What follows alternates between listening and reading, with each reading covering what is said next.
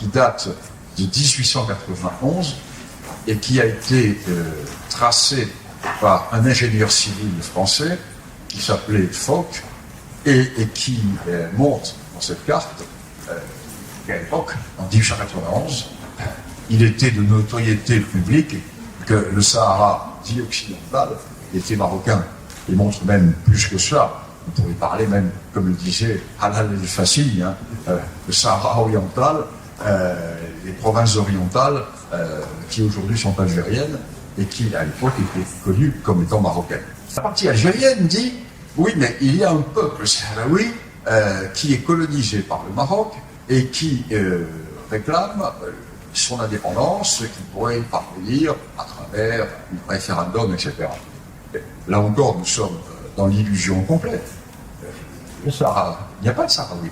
Ou alors, si, tous les habitants du Sahara sont Sahraouis, tous les habitants qui vivent dans cet immense désert, qui, je le rappelle, part de l'Atlantique jusqu'à la mer Rouge, sont Sahraouis les Toubous du Tchad, sont Sahraouis les Touaregs et les Minden, sont Sahraouis les habitants de...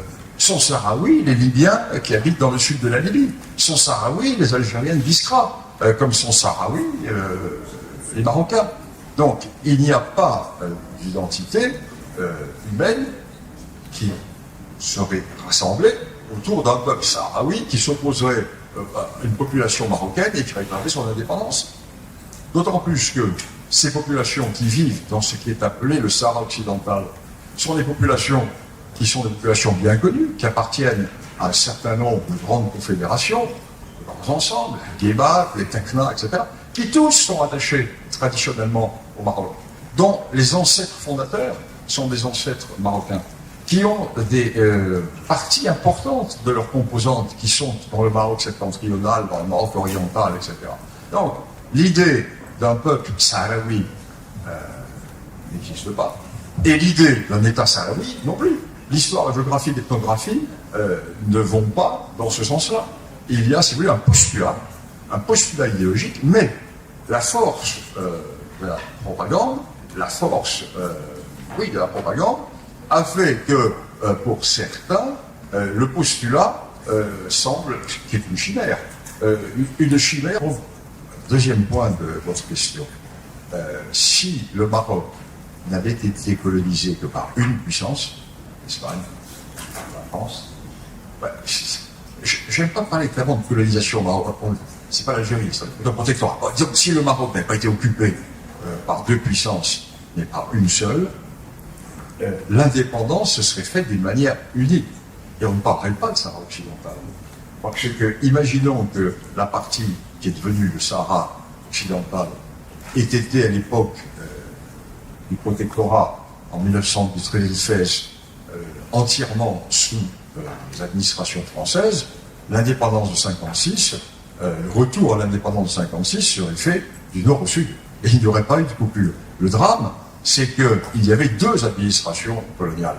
Et comme il y a eu deux administrations coloniales, l'ONU et les partisans de l'Algérie vont utiliser un seul aspect de la définition de l'ONU. Et là, j'insiste, je pense que c'est un des points importants de mon livre, parce que c'est un argument qui est peu utilisé au Maroc, pas assez.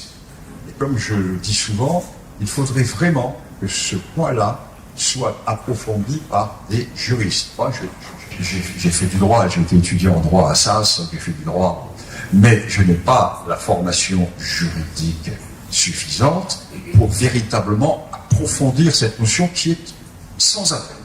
Je vais la développer. Que nous dit l'Algérie?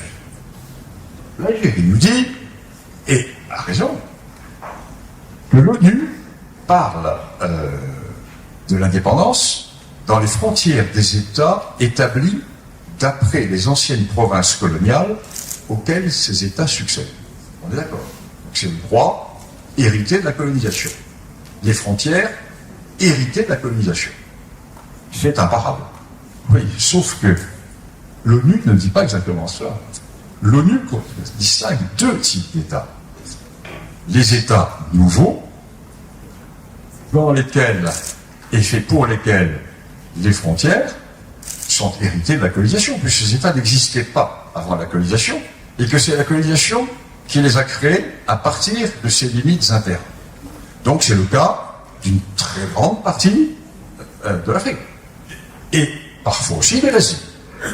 Mais l'ONU nous dit également, et là c'est fondamental, et ce point, vraiment, j'insiste là-dessus parce que c'est un point on voit peu dans l'argumentaire marocain, et pourtant c'est un point fondamental. La résolution 1514 de l'ONU, en date du 14 décembre 1960, nous dit quoi? Je cite. Ouvrez les guillemets. Les territoires coloniaux arrachés à un pays souverain ne peuvent avoir une forme de décolonisation autre que leur réintégration au pays d'origine duquel ils ont été dissociés. Article 6.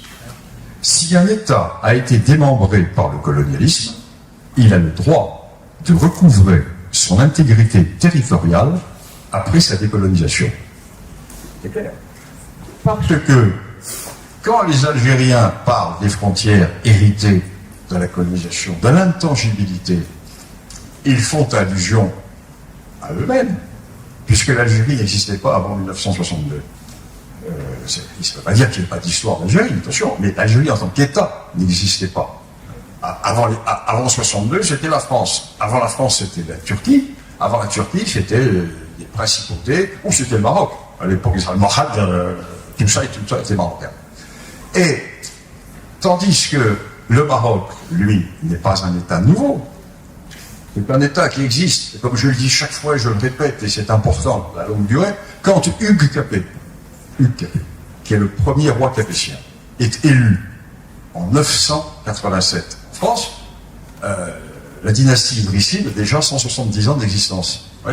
Donc c'est un État qui est plus que millénaire, 1200 ans, 1300 ans. Donc à un État millénaire, on ne peut pas appliquer un principe de frontière hérité de la colonisation, puisque cette colonisation a amputé un État qui existait avant la colonisation.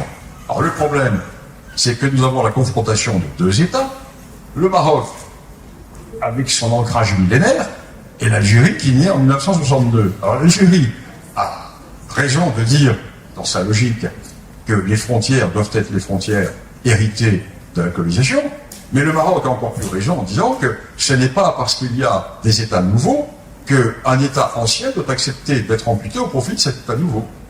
Donc c'est un double.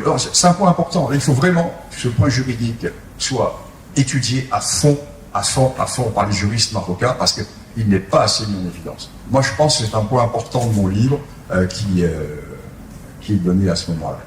Donc le Maroc va opposer un principe nouveau, sa légitimité, sa profondeur historique. Mais le problème, c'est que le droit international, c'est un droit occidental. C'est un droit occidental. Et la Cour internationale de justice fonctionne sur des principes occidentaux, sur des principes qui sont le résultat des révolutions juridiques, politiques, intellectuelles et religieuses depuis le XVIIIe siècle en Europe. C'est ça le droit international. Comment voulez-vous que des juristes du droit international puissent comprendre ce qu'est le phénomène, par exemple, de la BIA? C'est pas pensable. C'est complètement en dehors de leur schéma juridique et de leur schéma intellectuel. Donc il y a un télescopage. Alors, jusqu'à présent, nous étions dans une impasse. Or, et là c'est une grande preuve d'optimisme, depuis, disons, une dizaine d'années, éclate le magistère occidental avec ses principes juridiques au profit du multicentrisme. Et nous voyons maintenant, avec la renaissance de vieux États ou de vieilles civilisations qui avaient été en endormissement, en sommeil pendant la période coloniale, nous voyons qu'un nouvel ordre mondial se met en place avec une nouvelle définition. Et dans ce contexte-là, je pense que les définitions nationales vont petit à petit réussir à l'emporter sur le principe du droit international, qui est un droit national, disons le terme, post-colonial, puisque c'est un droit qui est